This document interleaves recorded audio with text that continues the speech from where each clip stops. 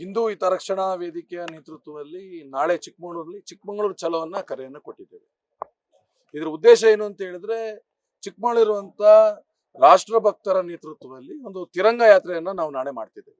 ಏನು ಈ ದೇಶದ ಅನ್ನವನ್ನ ತಿಂದು ಈ ದೇಶವನ್ನ ನೀರನ್ನು ಕುಡಿತಿರುವಂತ ಪಾಕಿಸ್ತಾನಿ ಪ್ರೇಮಿ ಏನು ಬೆಂಬಲಿಗರು ಮತಾಂಧ ಟಿಪ್ಪುವಿನ ಏನು ಕಟೋಟನ್ನ ಹಾಕಿ ವಿಜೃಂಭಣೆ ಮಾಡ್ತಿದ್ದಾರೆ, ಅದರ ವಿರುದ್ಧವಾಗಿ ನಾವು ನಾಳೆ ಒಂದು ಬೃಹತ್ ಹೋರಾಟವನ್ನ ಯಾತ್ರೆಯನ್ನ ಮಾಡ್ತಿದ್ದೇವೆ. ಹಾಗಾಗಿ ನಾನು ಮಾನ್ಯ ಜಿಲ್ಲಾಡಳಿತಕ್ಕೆ ವಿನಂತಿಯನ್ನ ಮಾಡ್ತೀನಿ, ಏನು ನೀವು ಬಂಧನ ಮಾಡಿರುವಂತ ಆ ಆರೋಪಿಗಳಿಗೂ ಮತ್ತು ಬೇರೆ ಬೇರೆ ಜಿಲ್ಲೆಯಲ್ಲಿ ಹಿಂದೆ ನಡೆದಂತ ಕೃತ್ಯಗಳಿಗೂ 100ಕ್ಕೆ 100 ಅವರಿಗೆ ಲಿಂಕ್ ಇದೆ.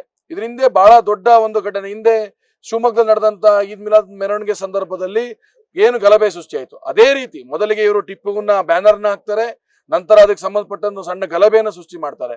ಇಲ್ಲಿ ಟಿಪ್ಪು ನಗರನಲ್ಲಿ ಬಹುಸಂಖ್ಯಾತರಾಗಿರುವಂತ ಹಿಂದೂಗಳು ಅಲ್ಪಸಂಖ್ಯಾತರಾಗಿ ಬದುಕ್ತಿದ್ದಾರೆ. ಅವರನ್ನ ಕೊಲ್ಲುತ್ತೀವಿ ಅನ್ನೋ ಹಾಡನ್ನ ಉದ್ದೇಶನ ಇವ್ರು ಯಾರನ್ನ ಕೊಲ್ಲುತ್ತಾರೆ ಇಲ್ಲಿ ಸ್ಪಷ್ಟಪಡಿಸ್ಬೇಕು. ಯಾರನ್ನ ಕೊಲ್ಲುತ್ತೀವಿ, ಪಾಕಿಸ್ತಾನ ಪ್ರೇಮವನ್ನ ಯಾರು ಮೆರೀತಿದ್ದಾರೆ? ಇವತ್ತು ನಮ್ಮ ಆಗ್ರಹ ಇಷ್ಟೇ, ಪಾಕಿಸ್ತಾನ ಪ್ರೇಮ ಮೆರೆದಿರೋರನ್ನ ನೀವು UAPA ಆಕ್ಟ್ ಏನು ದೇಶದ್ರೋಹಿ ಪ್ರಕರಣ ಏನಿದೆ ಆ ಪ್ರಕರಣದಡಿ ಪ್ರಕರಣವನ್ನು ಬಂಧನ ಮಾಡಿ ಹೆಚ್ಚಿನ ತನಿಖೆ ಮಾಡಿ, ಇಷ್ಟೇ ನಮ್ಮ ಆಗ್ರಹ ಇರೋಂಥದ್ದು. ನಾವು ರಾಷ್ಟ್ರಭಕ್ತರ ಪರವಾಗಿ ನಾಳೆ ತಿರಂಗ ಯಾತ್ರೆ ಮಾಡೇ ತೀರ್ತೇವೆ. ಹಾಗಾಗಿ ಸಾರ್ವಜನಿಕ ಬಂಧುಗಳು, ರಾಷ್ಟ್ರಭಕ್ತರು ಅತಿ ಹೆಚ್ಚಿನ ಸಂಖ್ಯೆಯಲ್ಲಿ ಕಾರ್ಯಕ್ರಮಕ್ಕೆ ಭಾಗವಹಿಸಬೇಕಂತ ಈ ಮೂಲಕ ವಿನಂತಿಯನ್ನು ಮಾಡ್ತೀನಿ. ಅನುಮತಿ ಸಿಗ್ಲಿ ರಾಷ್ಟ್ರಭಕ್ತರ ತ್ರಿವರ್ಣ ಧ್ವಜ ಹಿಡಿಯಕ್ಕೆ ಯಾರ ಅನುಮತಿಯೂ ನಮಗೆ ಬೇಡ.